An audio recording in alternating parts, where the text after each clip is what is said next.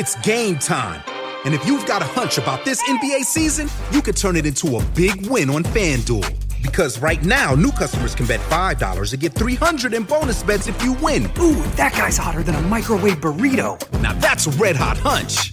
21 plus and present in Ohio. Must be first online real money wager. $5 deposit required. Bonus issued is non-withdrawable bonus bets that expires 7 days after receipt. Restrictions apply. See full terms at FanDuel.com/sportsbook. Gambling problem? Call 1-800-GAMBLER. Welcome to Mind Love, episode 306. Today's episode is all about Stoicism for self-inquiry, inner discipline, and seeing through our self-distorted perceptions.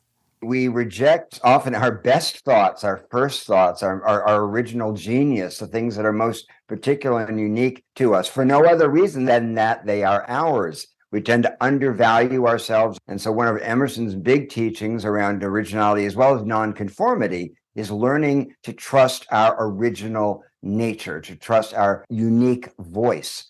And that takes work. Buckminster Fuller, the systems theorist, said, everyone is born a genius, but the process of living de-geniuses us. We get de-geniused by the desire for approval, the impulse to conform, and conditioning, education that doesn't teach us to trust what's unique to us. Turn up your frequency with Mind Love. Bite-sized brain hacks for seekers, dreamers, and doers. It's time to give your mind a little love with your host, Melissa Monti.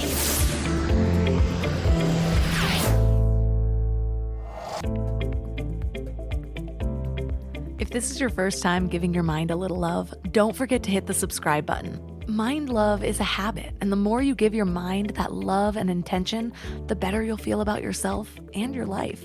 Plus, it's really a win-win because more subscribers means Mind Love attracts even more amazing guests to bring you their wisdom. So don't forget to subscribe. You know that feeling, right?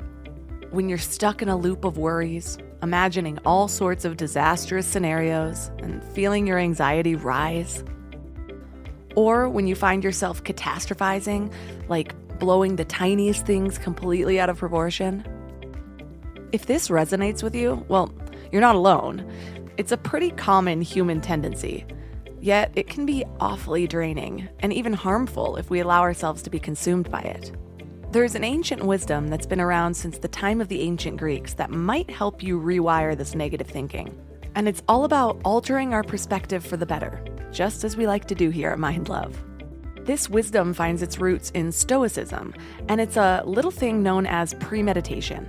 But it's more than just a trick, it can actually be life-changing. So what is Stoicism all about? Well, at its core, Stoicism is a philosophy that empowers us to choose our judgments. Stoics believe that nothing in this vast universe is intrinsically good or bad, value or valueless. It's actually us, the humans, who assign these labels. Remember what Shakespeare's Hamlet said? There's nothing either good or bad, but thinking makes it so. So what he's essentially saying is that our minds are the artists who paint our experiences as either good or bad. Now here's the magic of it all. Since we have control over our minds, we have the power to influence our feelings, especially the negative ones. In other words, Stoicism sheds light on that little space that exists between the events we experience and how we interpret them. Let's paint a picture here. Imagine someone throws an insult your way and calls you a dumbass. In that seemingly insignificant yet potent moment, you have the chance to hit the pause button and ask yourself, how will I judge this? You can also take it a step further and think, how will I respond? Or here's my favorite reflection exercise. Does this remark tell more about them or more about me? Or for an even kinder perspective, does this say more about me as a person, or does it reflect what they're currently going through? There are all sorts of ways that you can challenge your thoughts a little bit. But ultimately, we hold the reins when it comes to which thoughts we fuel with our emotional and behavioral energy. Powerful stuff, isn't it? So Stoicism isn't just some ancient philosophy. It's even influenced a highly effective therapeutic approach called cognitive behavioral therapy. So it's actually a pretty practical mindset reframe that can help us navigate life more easily. So today we're diving into all that Stoicism has to offer us with Mark Matusik. He's an award-winning author, teacher, and speaker whose work focuses on transformative writing for personal, professional, and spiritual development. He's the founder of the Seekers Forum, an online community for writing and self-inquiry, and the author of 8 books, including Lessons from an American Stoic, How Emerson Can Change Your Life. 3 key things we will learn are how self-inquiry can help us see ourselves more clearly, how crisis and disaster can be liberating, and how our shadow parts can be a guide for growth. Before we go deep today, I want to give you a little gift, and I want to give it to you every single day. It's called the Morning Mind Love. I know how life can be. You're all fired up after an inspiring episode, and then a new day or a new challenge comes at you, and it's just hard to keep up that energy. Well, the Morning Mind Love is kind of like an oracle from your higher self to help you start each day with a positive focus. Plus, when you sign up, you get 2 free gifts, a 30-minute binaural meditation and 30 days of journaling prompts to help you remember who you truly are. And it's all completely free. So join over 9,000 people and go to mindlove.com to sign up or text the word morning to 33777.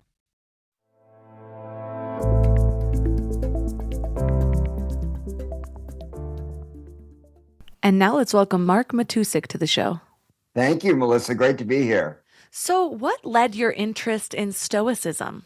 Well, I grew up with a lot of difficulties in the family home, and I was looking from a really young age for ways to find my way through a lot of chaos and confusion and adversity.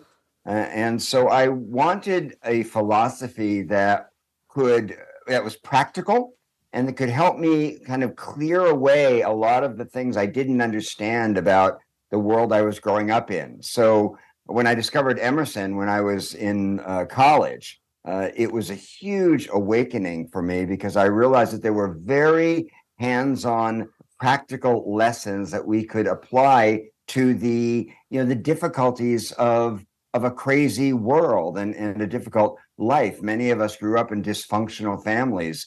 And I'm no exception. So for me, Stoicism was a lifeline to pull myself up out of a lot of trauma and suffering around me. Why do you think the world in its current state could benefit from the philosophy of Stoicism? Well, the premise of Stoicism is learning to optimize negative states of mind.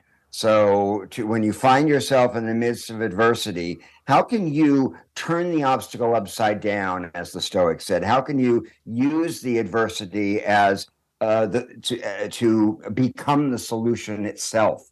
And that's what a lot of us are trying to do these days, because obviously the world is a mess and there's a lot of danger. We're at a real inflection point as a democracy. And so people want a sturdy rope to hold on to. And that's what Stoicism is. It gives you very practical spiritual exercises for dealing with the uncertainties and the sometimes overwhelming confusions of the contemporary world.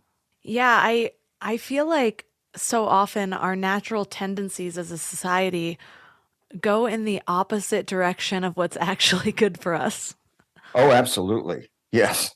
It's true. And that's what happens when we lose our spiritual footing, which is the basis of my new book about Emerson, is that we've lost our philosophical grounding as a culture. And so when materialism takes over, when egotism takes over, and we lose a sense of there being a power that's larger than we are, whatever you want to call that power, we're doomed. We're lost. And the problem is that we tend to sink to the lowest common denominator as human beings. So unless we have a kind of a higher calling or a message that elevates us and pulls us beyond our selfishness and our egotism, then we tend to just go in the direction of least resistance, which has to do with generally around greed and fear, insecurity, tribalism, etc. So we really need a leg up out of that kind of mediocrity that we can sink into as human beings. When I'm reading a book and they mention something some source that they found it from, I usually will write it down. So I've got this huge list of all these things, kind of following the thread of knowledge, as I like to call it. And literally 3 times in the last week and a half, Emerson has come up. And before your book, I had only really, seen a random Emerson quote here and there. I didn't even know him well enough to really understand what his main philosophy was. I just knew he was pretty good with words. Good with an epigram, good with a quote. Yes, exactly. I'm like, oh, this is quotable. This belongs on Instagram. I'm sure that's Right. exactly why he was writing, right? But one of the teachings that you bring up in the beginning of your book is around self-reliance and how it's actually a spiritual practice. Can you go deeper on that? Yeah, this is huge. And it's actually the single greatest misconception about Emerson's teaching was that people confuse self-reliance with selfishness or self-absorption. And a lot of folks in the right wing have kind of taken self-reliance to mean, no welfare state, no nanny state. Everyone has to depend on themselves. But that's not at all what self-reliance meant to Emerson. Emerson said that self-reliance is reliance on God. However you conceive God, Buddha nature, universal intelligence, however you conceive of a power larger than we are. Self-reliance has to be connected to that, or it just becomes egomania. He said that there is nothing so weak as an egotist. So self-reliance as a spiritual practice means connecting to the force that's larger than we are, recognizing the interconnection and the interdependence of all living beings, and touching into the part of ourselves, he called it our genius. It's the part of ourselves that's bigger than our personality. We all are aware of it. There's something about us. There's a Melissa-ness that has followed you throughout your life. It was with you when you were a little girl. It was with you when you were a younger woman, and it's still with you now. And it's bigger and deeper than just your personality. And when we touch into that essence of who we are, which is actually a spiritual quality, that's when we cultivate self-reliance, genuine self-reliance, the way Emerson meant it, which is, as I said, it's not the same as looking out for number one, which is what we're taught to do in this culture. It's about looking out for number one in a world of other number ones, and really joining the human race in a more profound way. I wrote down a quote that I loved that said, "We do not determine what we think. We only open our senses, clear away as we can all obstruction from the facts, and let God think through us."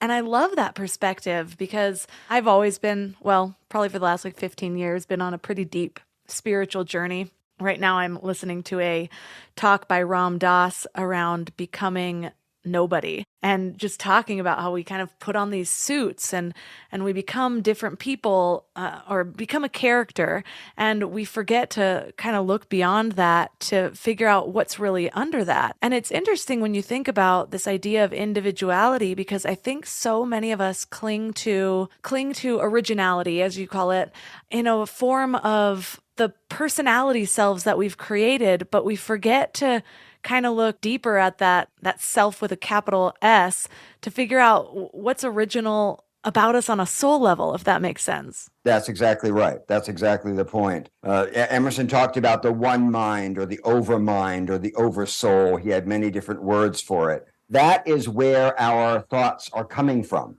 Anyone who has ever tried to meditate will tell you that they can't control their thoughts. Thoughts come from we don't know where, and they go on their own time. So mindfulness isn't about controlling our thoughts. It's about changing how we relate to our thoughts and recognizing that the witness in us is bigger than our thoughts. And it's that witness that is the quality you're talking about that's bigger than the personality. I worked with Ram Dass on one of his last books right after he had his stroke. I helped him for a year working on his book about conscious aging.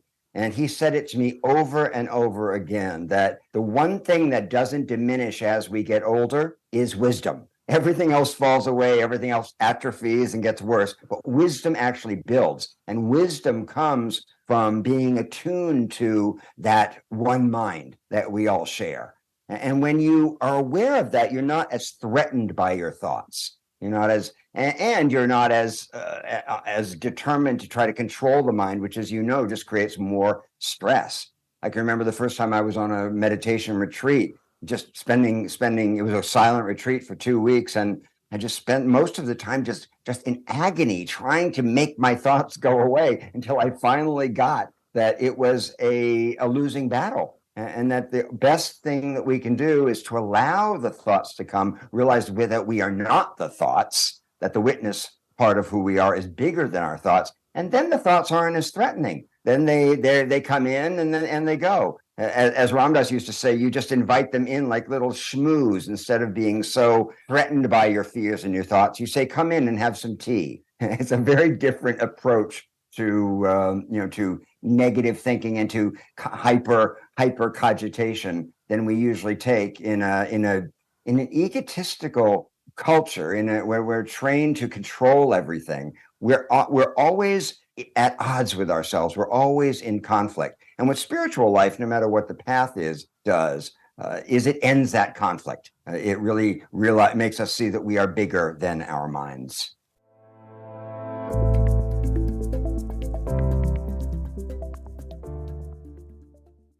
You know what's interesting about mindfulness? It's not just about being present in the moment. It's about being thoughtful about the future.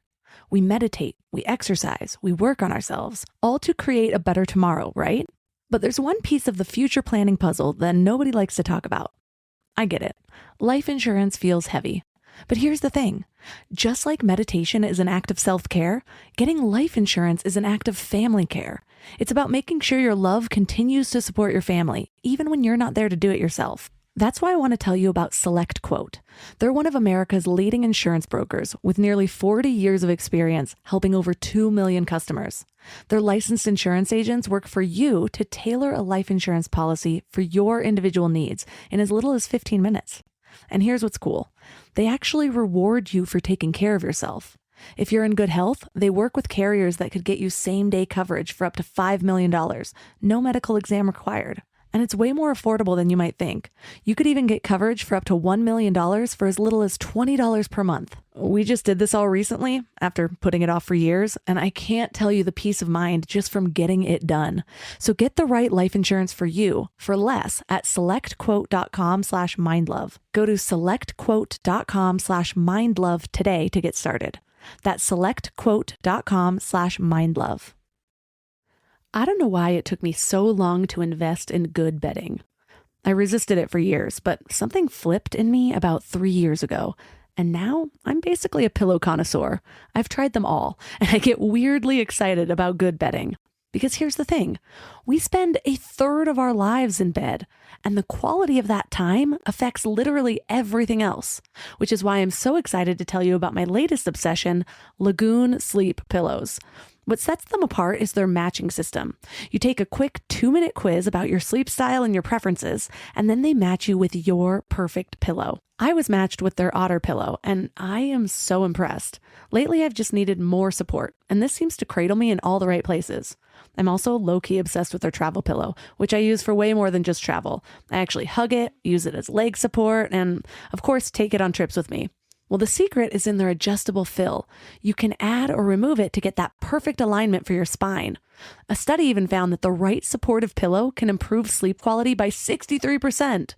And Lagoon lets you try their matched pillow for 100 nights risk-free. Free returns, no questions asked. Falling asleep has never been easier. I toss and turn less and just wake up feeling refreshed every morning. Go to lagoonsleep.com and take their awesome 2-minute sleep quiz to find your match. Use the code MIND for 15% off your first purchase.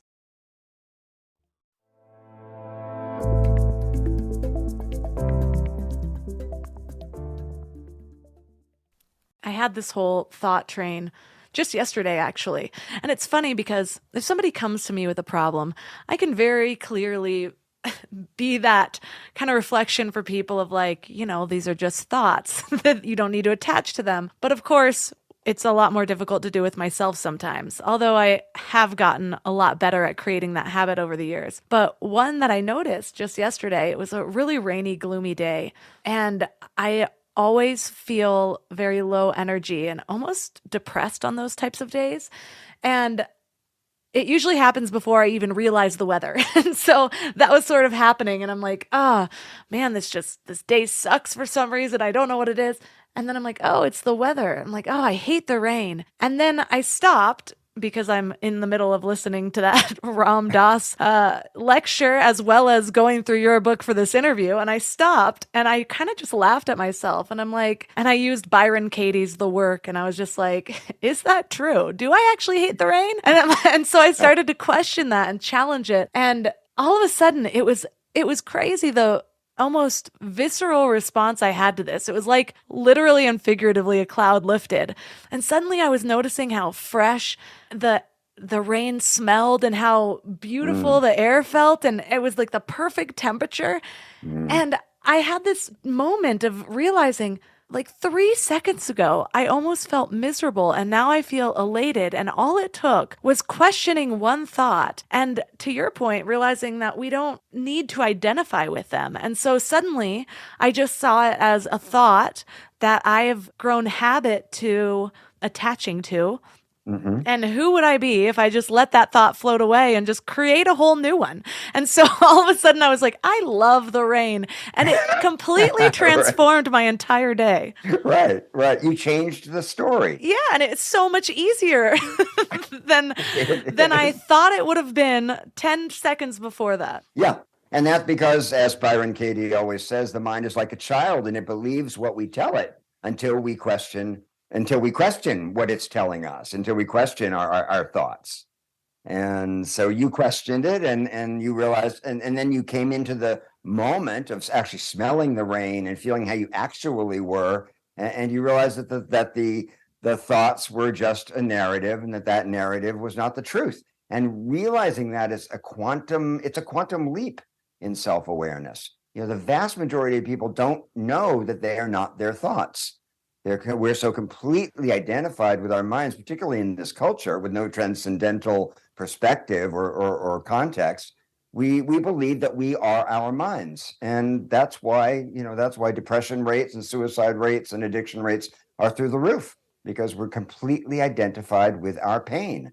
And that's one thing that Emerson talks about a lot, is that when you realize that pain is connected to what he called the exterior life, it's not part of who we actually are essentially, that's a breath of fresh air. That's a huge relief when you realize that you don't have to be trapped inside this helmet of worry and stress and bad thoughts. I have overcome a lot of different addictive tendencies, full-blown addictions, eating disorders, things like that throughout my life. And it seems like whenever one is overcome, there's a new one that pops up. And the message that I keep getting recently is around materialism. And I'm like a full-blown Taurus, if you're into astrology. Like there's like something deep in my nature that loves materialistic things. And I really think that they make me happy, at least for a few minutes after I receive something new. And thank you, Amazon, for just being my current drug dealer. Yes. And so I've been loving reading your book just because it's another way for me to kind of go inward when I feel myself reaching outward. But one of the things that Emerson talks about is using self-inquiry as a doorway to wisdom. What are some of the ways that you use this? Well, primarily through writing. And, I teach writing for self-inquiry and writing for self-realization. I teach a method called Writing to Awaken. And what we do is use very targeted, pointed prompts for penetrating through the belief systems and the mind stories that are weighing us down. So for me, writing is a great way of doing self-inquiry. I've been doing it since I was a kid. When I was growing up in that household I was telling you about, I started to write when I was maybe 7 or 8 years old, when I was so confused, there was nobody to talk to. And so I would just lock myself in the bathroom, usually, because it was the only place I had any privacy. And I would just say, what's going on? And I would write it down. And I found that when I did that, I immediately felt better. It's not that the problems went away, but I felt like I had perspective and that I was grounded in myself. It gave me back my core, you could say. So for me, writing has been a lifelong practice of self-inquiry and using self-observation as a path of freedom. But of course, we can do it many other ways. People go to therapy, deep dialogue, deep conversation can serve some of that same purpose. But what matters is that we really ask deep questions, which is something that we're not trained to do. But until you ask the question, very often you can't open the door. The question is the key. And so one of the things I teach people to do is to find the key, find the right question. What is actually hurting you? What do you actually long for? Where do you feel inauthentic? Where are you not telling the truth? That's another great question to explore. So whether through writing or another means, asking questions is the key, is the path to freedom and self-knowledge. That's why when Socrates said, know thyself, he was saying you need to ask yourself questions in order to know yourself. The unexamined life isn't worth living. And how do we examine ourselves? We examine ourselves through questions. It's actually our superpower. And it's one that we don't pay enough attention to. I love that prompt. Where are you not telling the truth? I feel like I could sit with that one for a while.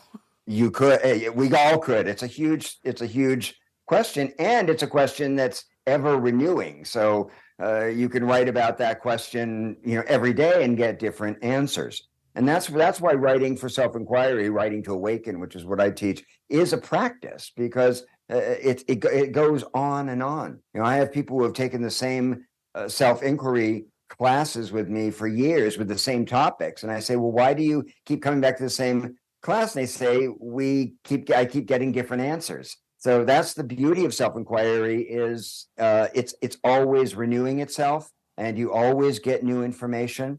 And it's really useful sometimes to even ask yourself the same question day after day for a week, and notice how your response evolves and how you get deeper into the answer.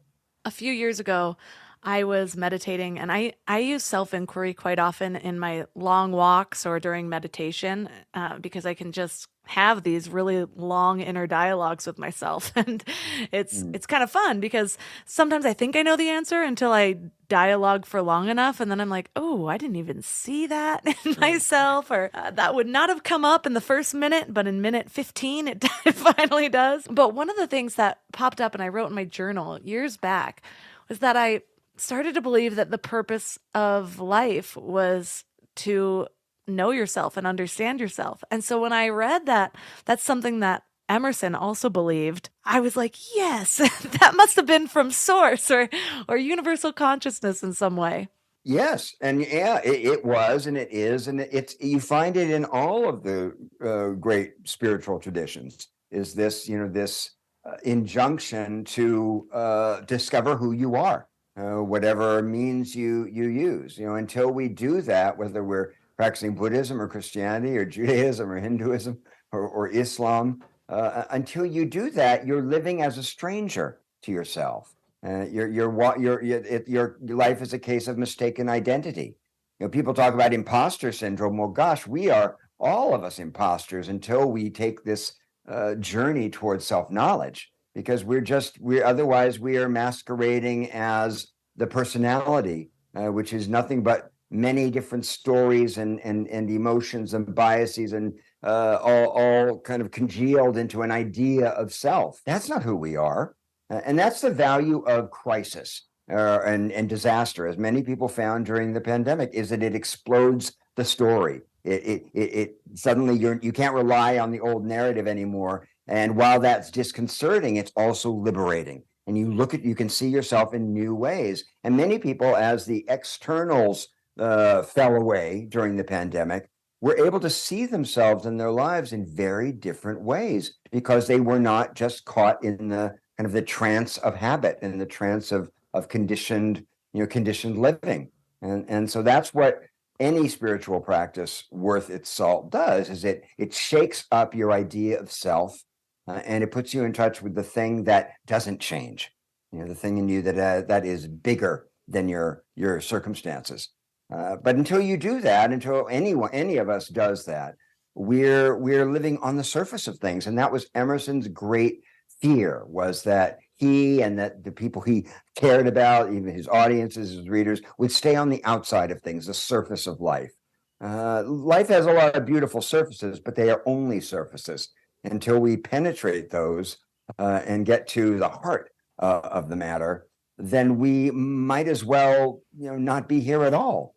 That's why they said the unexamined life is not worth living, because it loses a central value. Because, as you said, our purpose here is to know ourselves. It's why we have a human incarnation, is to realize who we are. But that takes practice. I have always sort of been a rebel. And so I loved the whole section on originality, because I think when I was younger, it was something that I feel was looked down upon in many of my environments.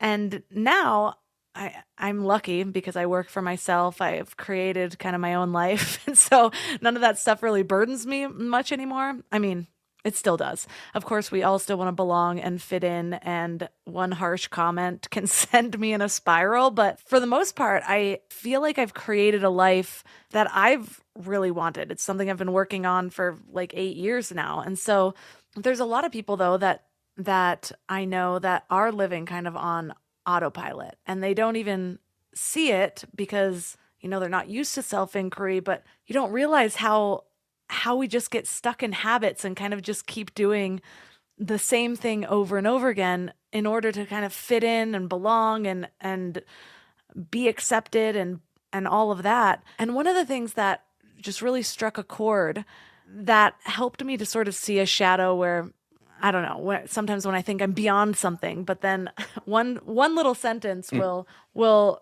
make me realize how foolish that is. But it was the sentence that said, "We often reject our originality for no other reason than that it is ours." And in just that sentence, I was able to sort of conjure up a bunch of things in myself that I reject or I beat up, whether it's looks or parts of my personality. What do you mean by that sentence? Can you go deeper on that? Yeah, well, just as you were saying, we reject often our best thoughts, our first thoughts, our original genius, the things that are most particular and unique to us, for no other reason than that they are ours. We tend to undervalue ourselves and undervalue other people.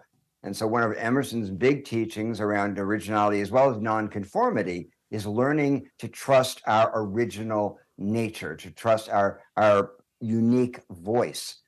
And that takes work. Elsewhere, he says something, I paraphrase, but it's something like the greatest accomplishment is to live your own life in a world that is constantly trying to make you live someone else's.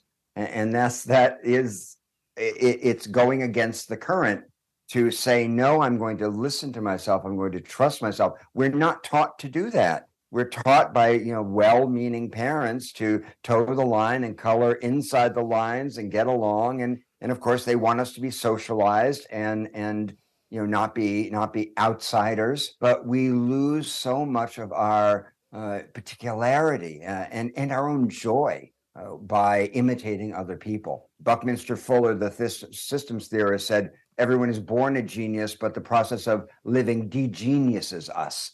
And that's what you're talking about. We get de-geniused by the desire for approval, the impulse to conform, and conditioning, education that doesn't teach us to trust what's unique to us. We're always taught to look outside for answers. When in all of your education were you ever taught to look inside for answers? It just doesn't happen. Yeah, that knowledge came after I was out of official schooling and started seeking on my own. Exactly. And I just found it so funny that I had this whole story in my head about, again, it's another area that I think I've evolved beyond or something like that. And then I'm like, even this is a story that I'm habituated to saying.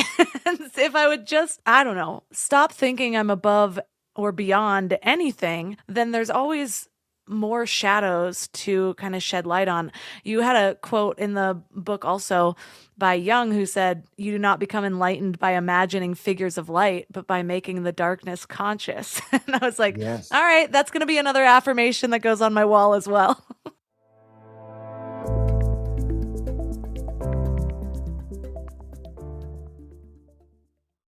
You know what's funny? We spend so much time feeding our minds, reading books, listening to podcasts, learning new things, but then we grab whatever's convenient to feed our bodies. And I get it. Life is busy, and sometimes a drive-through feels like the only option. But that's why I take Field of Greens. It's a greens powder made with whole organic fruits and vegetables. No extracts, no lab-made stuff, and just 1 scoop a day gives you simple, real nutrition. Field of Greens feeds your body with fruits and vegetables medically chosen to support your heart, vital organs, and immune system. And let me tell you something. Since I started taking it, I've noticed these little changes that show me how nutrient depleted I must have been before. Like the ridges in my nails, gone. My sleep, so much better. And my stomach just feels happy. You know that dreaded afternoon crash that has you reaching for more coffee or sugary snacks? Well, that's not happening for me anymore. When your body is actually nourished, it runs so much better. I've tried other greens powders before, but Field of Greens is genuinely different. The quality is next level and you can taste it. It's become my go-to, especially on those days when my eating isn't exactly Instagram worthy, because we all have those days, right? And here's the thing. They are so confident that you'll love it too, that they offer a 100% money-back guarantee. That's how much they believe in their product. So I got you 15% off your first order and free rush shipping. Visit fieldofgreens.com and use promo code MINDLOVE. That's promo code MINDLOVE at fieldofgreens.com. fieldofgreens.com.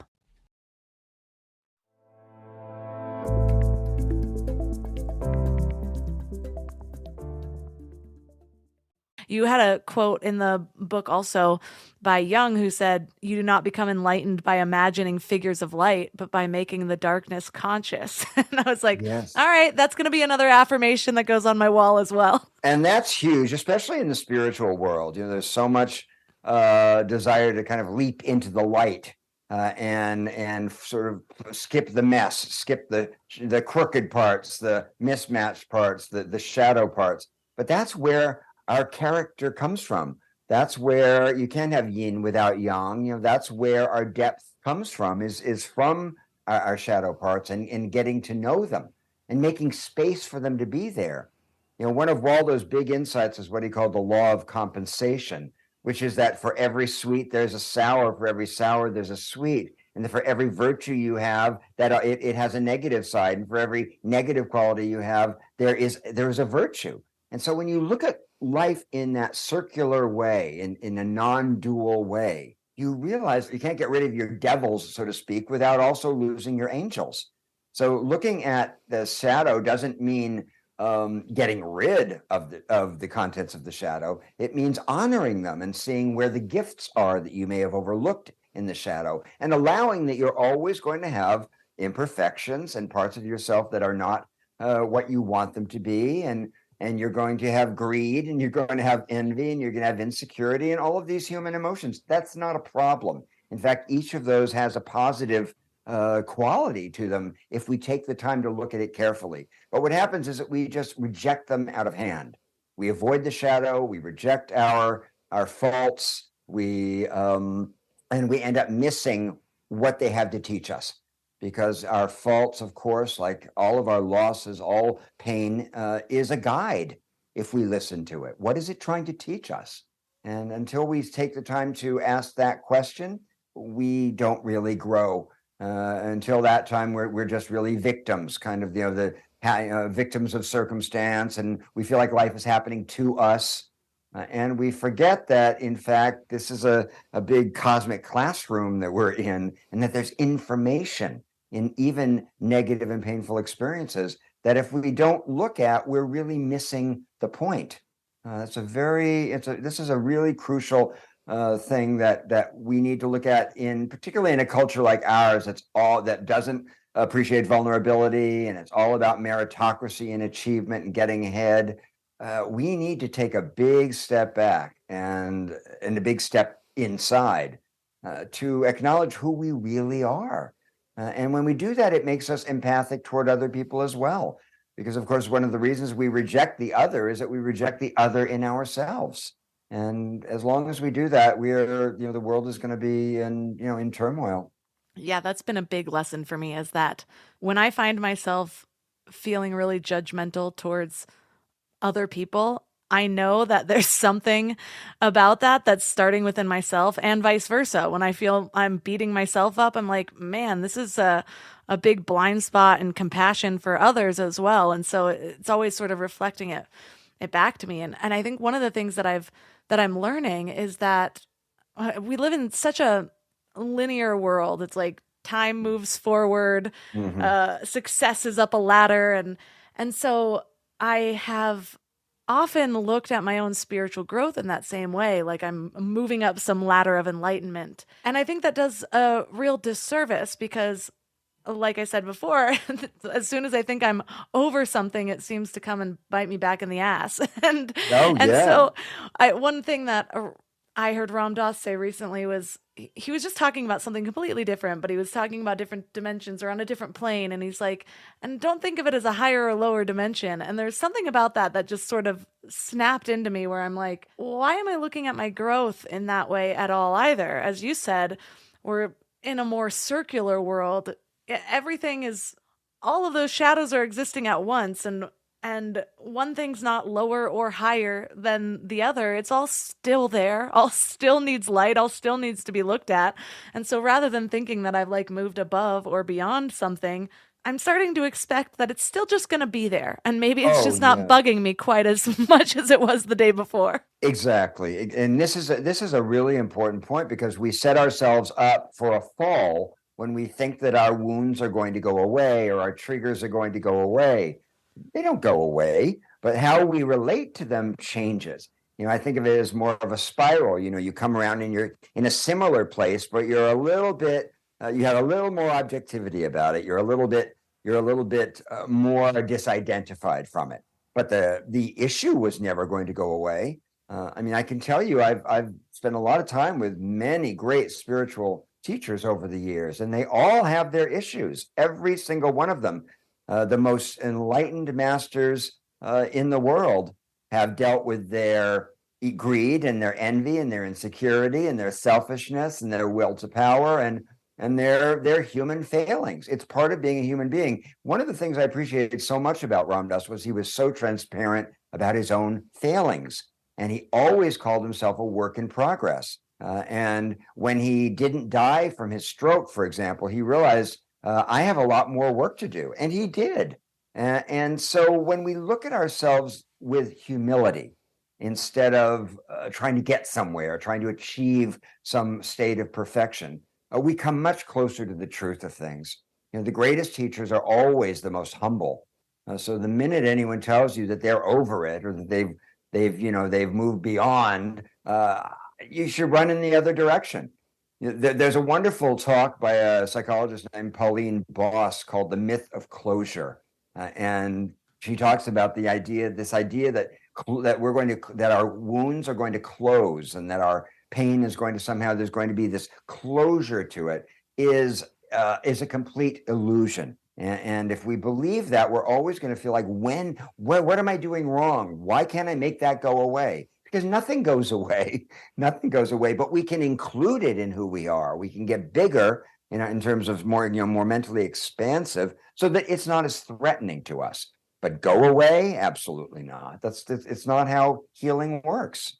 You touched on it earlier around the teaching that the qualities that we resist in ourselves are actually crucial to our wholeness. What is an example of someone channeling a trait that they might perceive as negative into something positive? Oh, gosh. Well, I can use myself as an example. I used to be extremely insecure and very introverted, and I had a lot of trouble connecting to people. So I became very nosy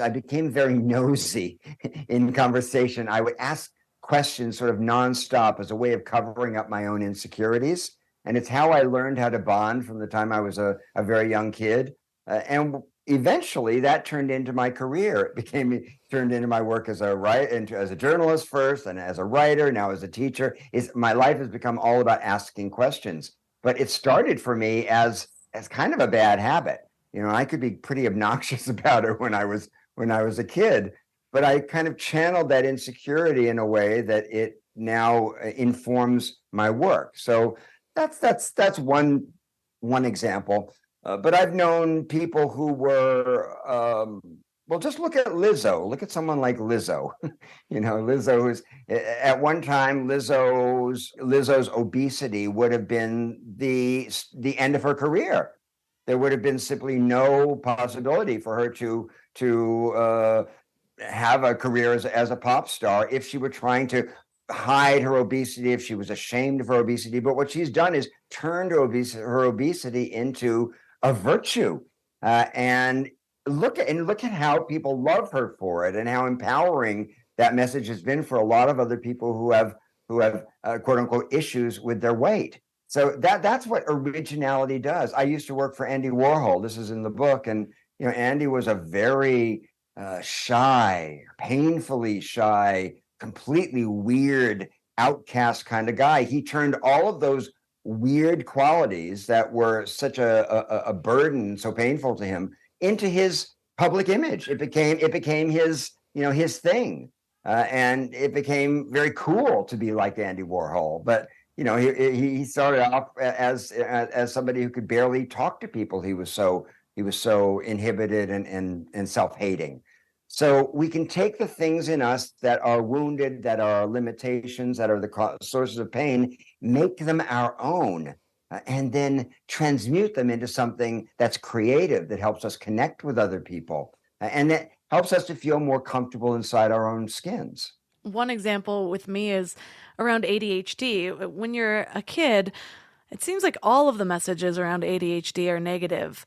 And I didn't get an official diagnosis until I was a little bit older in my teens. And then I remember coming across something fairly early on about the potential for ADHD to be a superpower, and read all of these traits about myself that I already loved because I had never associated them with ADHD. I didn't know. I just knew that when I'm interested in something, I hyper focus.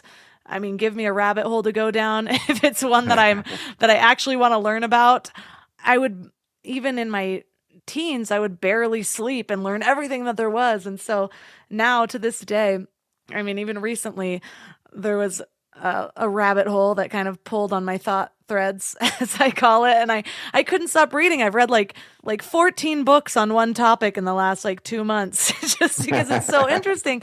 But that passion in that area is what helps me do what I do. It's what helps me bring information to other people. And if I were to have only focused on that negative, I know that there's negatives that need to be mitigated, that I have all of my systems to kind of get around and keep me structured and all of that. But it's just in the perspective, which is a whole nother section in your book, that just perspective shift of what if this isn't a negative? What if this is just guidance into how I need to structure myself, but it's overwhelmingly a positive? And that's how I've been able to view it since seeing it that way. Yeah, that's good. That's great.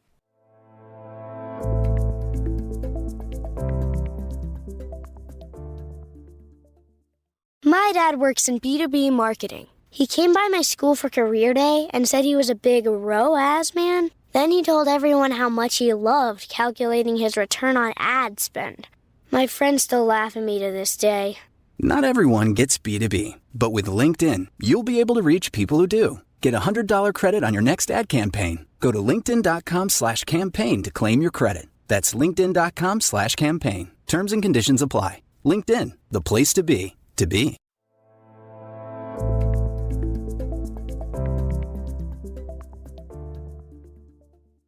Well, I mean, look at Van Gogh. I mean, the reason Van Gogh painted the way he did is that he had that that inner ear issue and that condition that he worked with. That's why we have that very unique style of painting. He wouldn't have had it if he were quote unquote normal.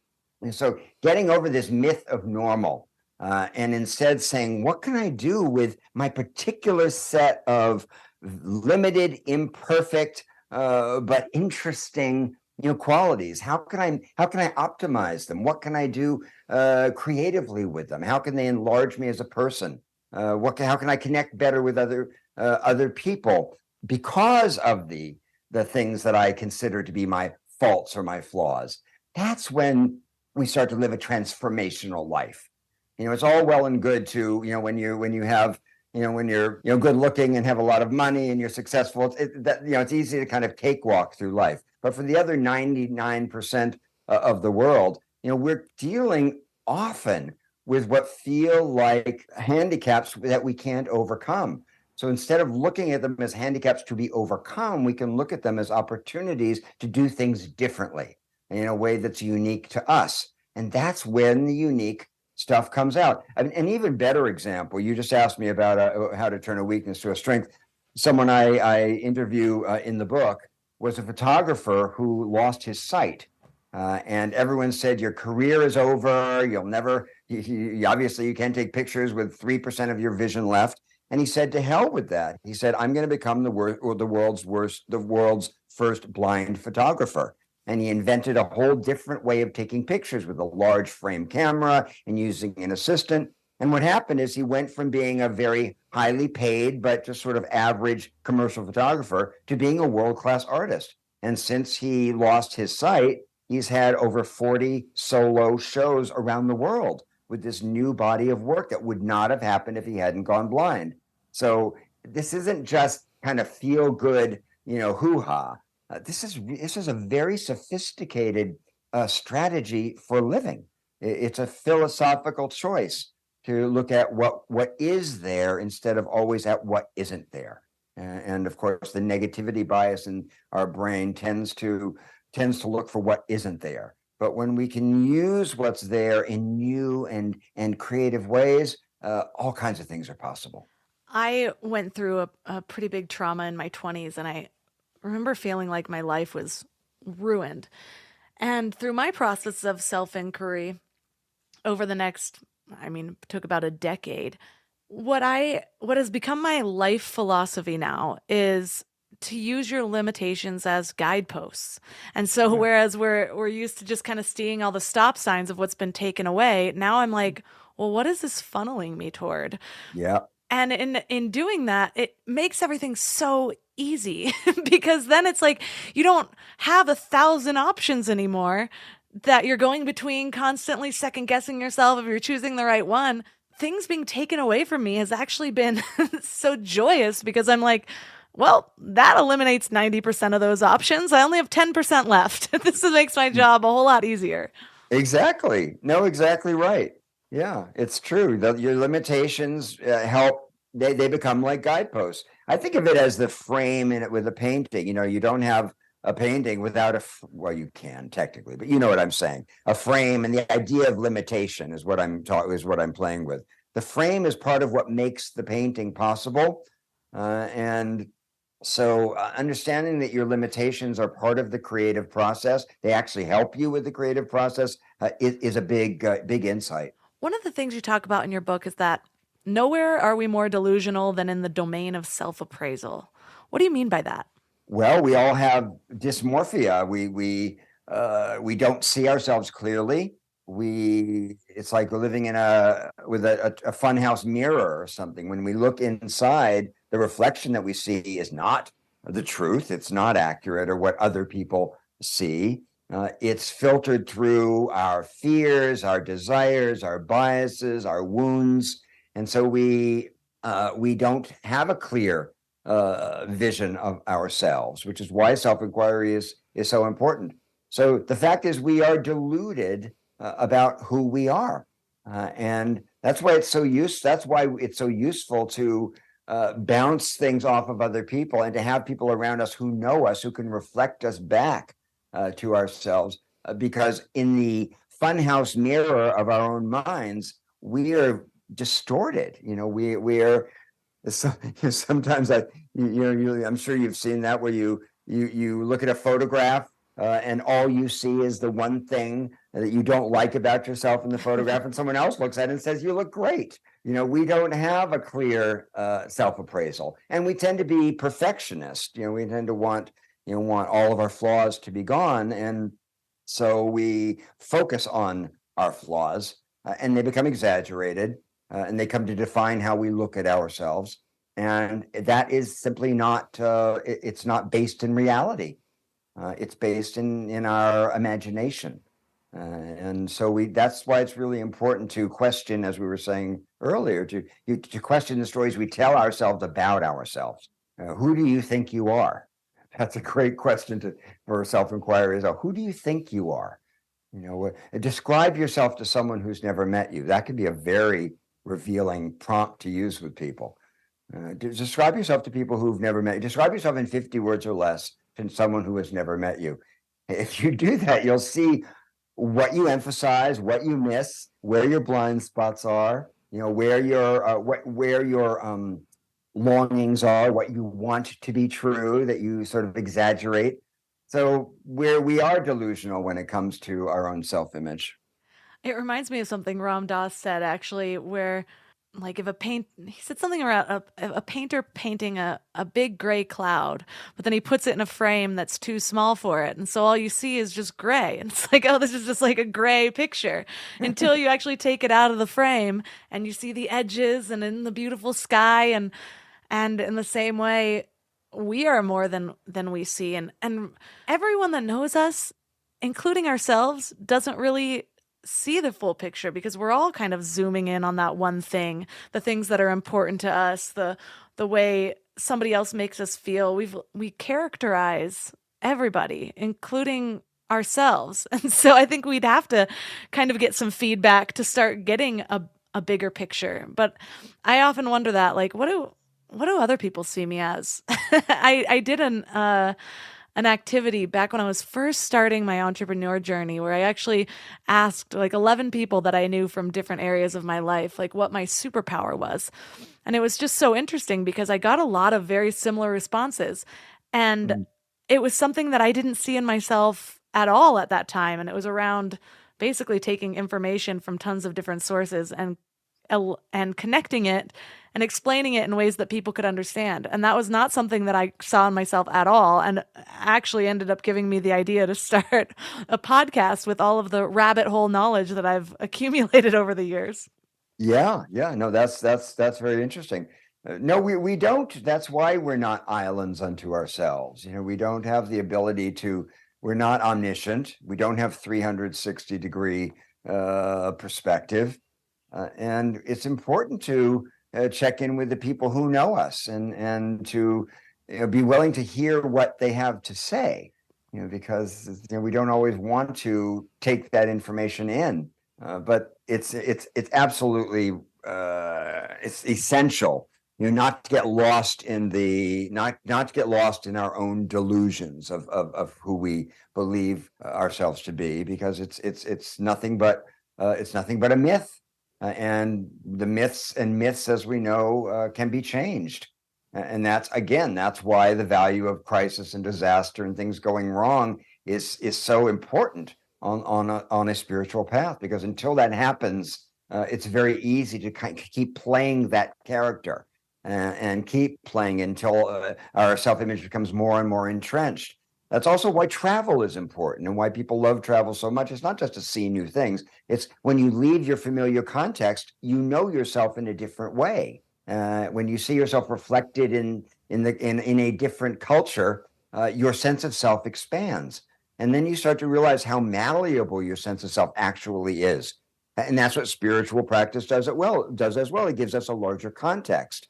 So instead of seeing ourselves as these teeny little personalities, these selfish little people, we realize that we are these extraordinary beings that have a transcendent dimension to us that we have barely begun to explore. And that's when life gets interesting. That's when life gets really exciting. So we've talked a lot about self-inquiry, but another area that you teach around is around how reasoning has its limitations. And there was a quote by Emerson that said, Nothing is so conducive to spiritual growth as this capacity for logical and accurate analysis of everything that happens to us. And so I'm curious, that's sort of a pitfall of trying to logic everything, all of our experiences when we're processing it.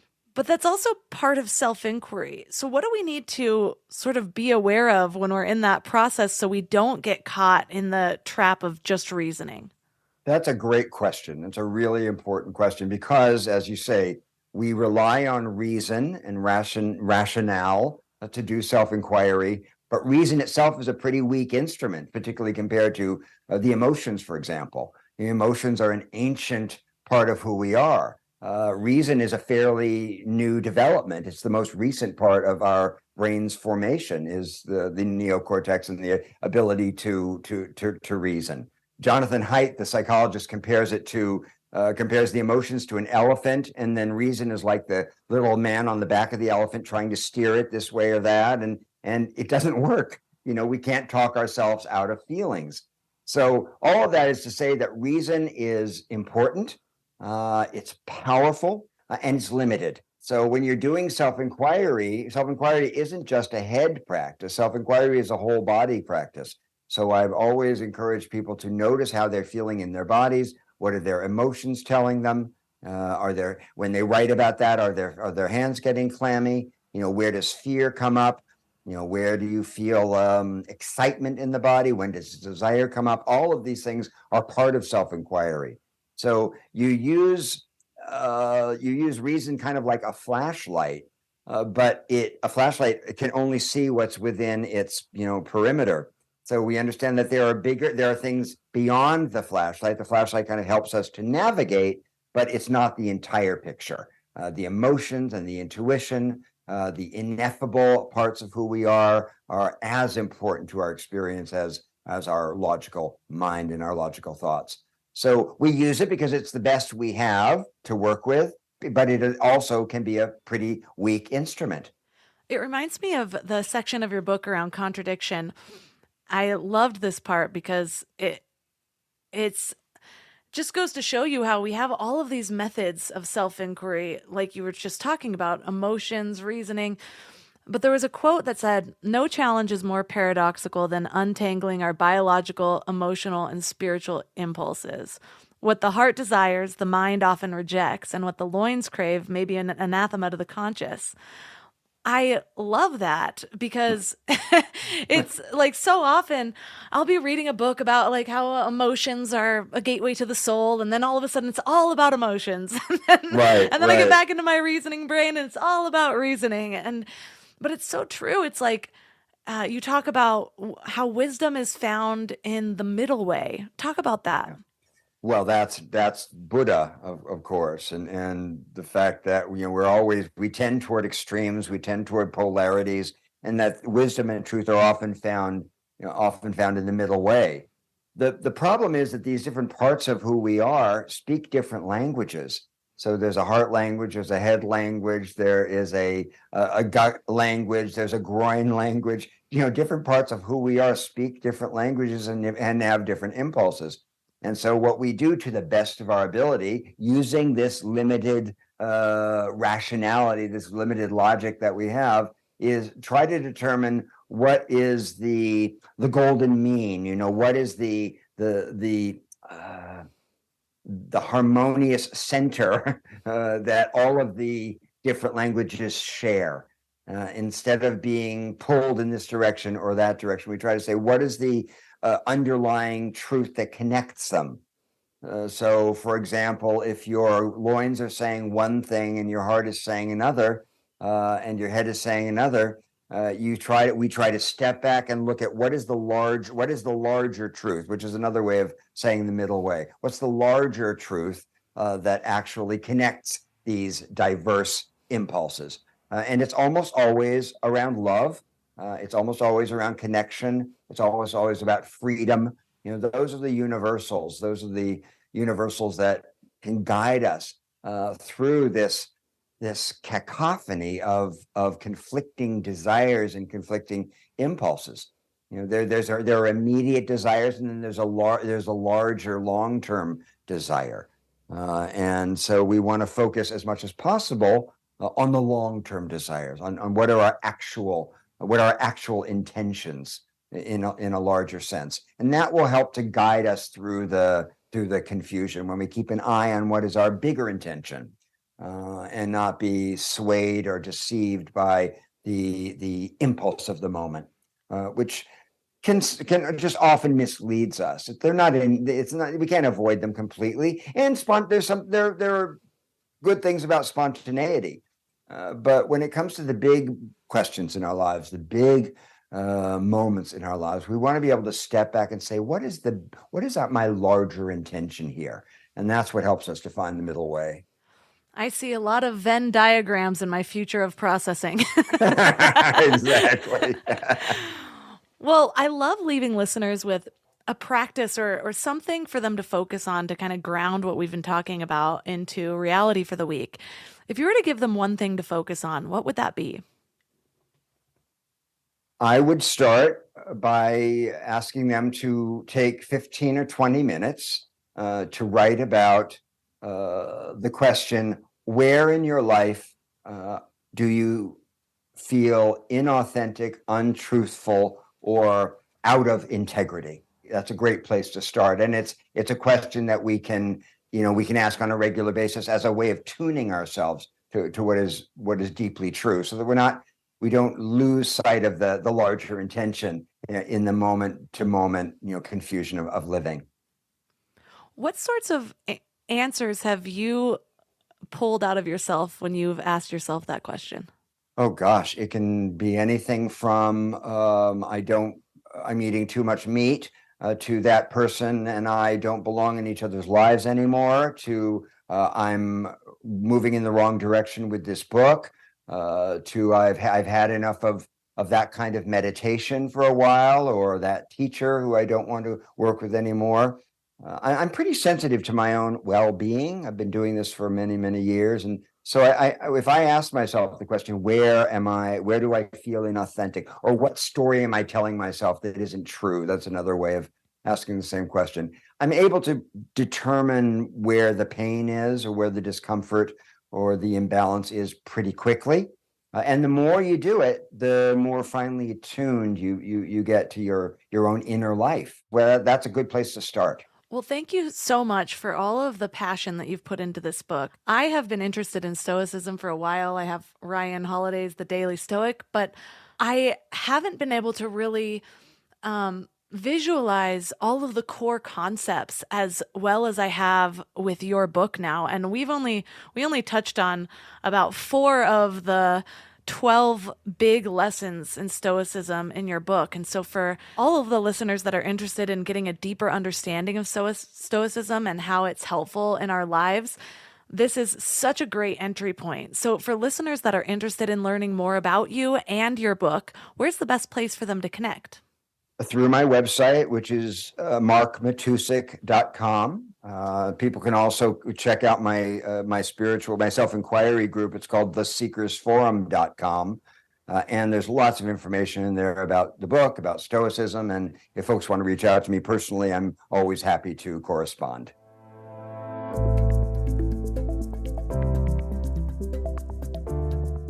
All the links for this episode will be at mindlove.com/306. Your challenge for this week is to find that pause. You know, that little space between what happens to us and how we respond to it. And once you find the pause, use it for self-inquiry.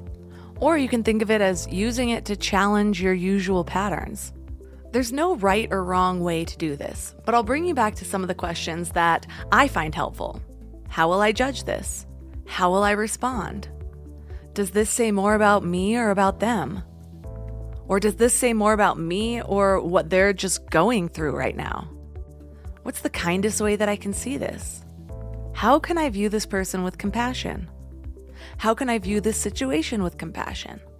Like I said, there's no right or wrong way to do this. And as you start practicing, what I recommend is allowing the pause to sit for a little longer than you're used to, so that you have time to reach within and come up with your own questions. This is the process of self-inquiry. This is what we want to get good at, is figuring out how to challenge yourself, how to dig deep and find the answers that you're looking for within you, and trust that they're there just waiting to be risen. If you loved this episode, please consider sharing it by taking a screenshot and sharing it on Instagram, tagging MindLove Melissa and MindLove Podcast. You can check out our membership options at mindlove.com/membership. There's all sorts of goodies in there. It's a really exciting community to be a part of. You can find all of my sponsor promos and deals at mindlove.com/sponsors. And that's all for today. So thanks for giving your mind a little love today, and I'll see you next week. Thanks for tuning into Your Higher Frequency with Mind Love. Head to mindlove.com for a free gift to keep your vibes up until next week.